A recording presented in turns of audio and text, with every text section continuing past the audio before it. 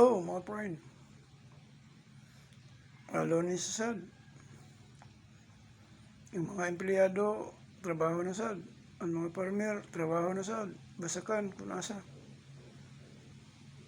Ang kuana na ba nga tagaan ta sa Ginoo mayang panglawas. Ora na ang bugtong bahandi sa tao. Matut ba sa akong amahan mga friend, health is wealth.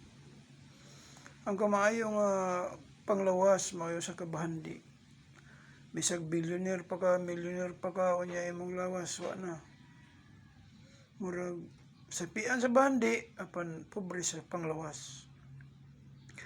Kanang mga taong mga makasaka og mga lubi, makalukdo og mga bugat, kanang tanang makatrabaho, makapasuga, sa isa ka adlaw, dili maunsa, pausuga ulan, unsa pa diha, basta mga kanang mga lig-on o gahi, matod pa mga gahi ba, mga hard worker, mga gahi ilang kuan, mga trabaho bugat,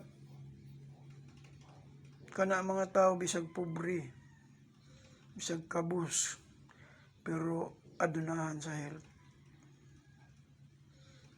Mas mayo siguro adunahan sa health, adunahan pagyud sa money. Or bisag dili adunahan sa money, basta kay adunahan sa health. Kay health is wealth man gani. Ang mga pagkaayo sa panglawas mao ang bahandi sa tao. Bisan kung pobre pero bandianon sa panglawas. Mao na mga friend. So, ang una, mahangyo ta sa taas, na tagaan-tag mo yung panglawas. Magbuhat og maayo, na dili makasupa kaniya. Kaya mo na ang gusto sa Diyos, nga ang tao nga buotan. Pero kanang unsa ilang gibuhat, ila naman ang problema. Basta kay di ta manghilabot. Di ito mamantay sa uban.